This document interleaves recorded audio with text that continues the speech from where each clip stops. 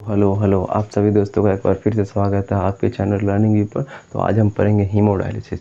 तो हीमोडायलिसिस क्या होता है? बहुत सारे लोगों को इसका मतलब ही नहीं समझ में आता। हीमोडायलिसिस इसका मतलब होता है कि अपने आस पड़ोस में, अपने गांव घर में सुना होगा कि किसी का वीर किडनी जिसको कहा जाता है वो ख़राब हो गया।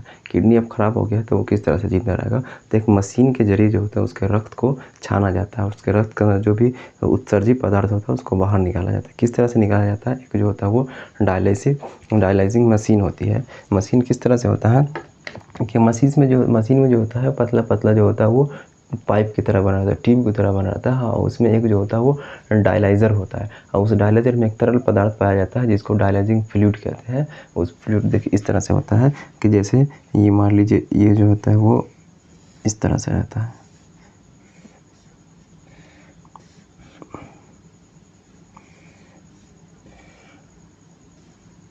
इस तरह से रहता है। ये जो होता है वो इसको डायलाइज़र कहते हैं। ये जो है इसको डायलाइज़र कहते हैं, इसको डायलाइज़र कहते हैं। और इसमें तरल पदार्थ रहता है, डायलाइजिंग फ्लूइड प्रेजेंट रहता पाया जाता है।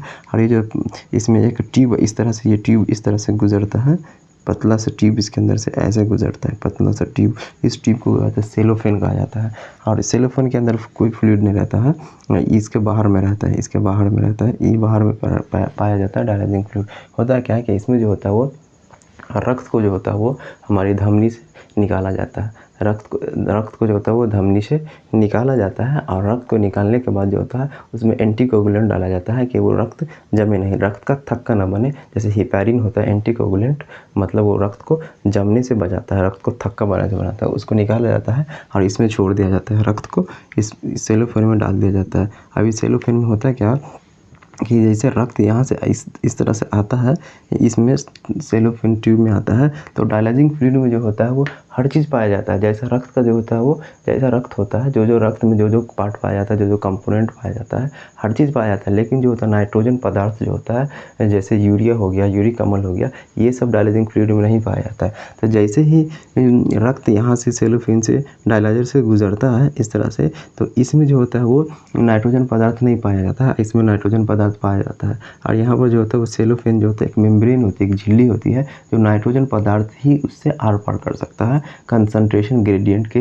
ऊपर। मतलब कंसंट्रेशन ग्रेडियंट का मतलब ये होता है कि कोई भी पदार्थ अपने कोई पदार्थ जो जहाँ पर ज़्यादा रहता है वो ज़्यादा से कम की ओर जाना चाहता है। कहाँ जाना चाहता है? ज़्यादा से कम की ओर जाना चाहता है। तो इसमें रक्त में जो होता है नाइट्रोजन पदार्थ ज़्यादा होता है और डायलाइजिंग फ्लूइड में होता नहीं है। तो यहाँ पे इसमें छोटा छोटा एक छिद्र बना रहता है, तो इस छिद्र के थ्रू यहाँ पर नाइट्रोजन पदार्थ जो होता है वो डायलाइजिंग में चला जाता है।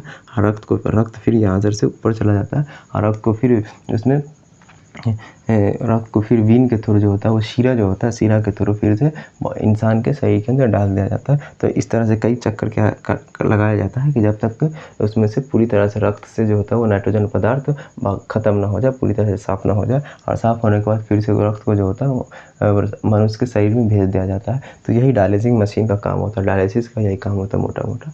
तो उसका डिफिनेशन क्या होता है हीमोडायलिसिस का? जब वृक्क सही से काम नहीं करती है तब कृत्रिम विधि, कृत्रिम मतलब जो होता है वो आदमी के द्वारा बनाया गया, आर्टिफिशियल सुना होगा, आदमी के द्वारा बनाया गया कृत्रिम विधि से होगा। जब वृक्क सही से काम नहीं करता है तब कृत्रिम विधि के द्वारा डायलाइजर मशीन से रक्त को शुद्ध करने की प्रक्रिया को हीमोडायलिसिस कहते हैं। क्या लिखा हुआ? जब वृक्क सही से काम नहीं करती है तब कृत्रिम विधि के द्वारा डायलाइजर मशीन से रक्त को शुद्ध करने की प्रक्रिया को हीमोडायलिसिस कहते हैं। तो बिहार बोर्ड में वस्तुनिष्ठ में क्वेश्चन आता है कि रक्त को शुद्ध करने की प्रक्रिया को क्या कहते हैं? तो रक्त को शुद्ध करने की प्रक्रिया को हीमोडायलिसिस कहते हैं। तो उम्मीद है कि आपको समझ में आया होगा। जहाँ पे नहीं समझ में आया होगा उस वीडियो को आप फिर से देखें, बैक होकर के आपको क्लियर समझ में आएगा। वीडियो अच्छा लगे तो चैनल को सब्सक्राइब कीजिए, अपने दोस्तों के साथ शेयर कीजिए। अब हम एक नया चैप्टर स्टार्ट करेंगे अगले लेक्चर में। तब तक के लिए थैंक यू।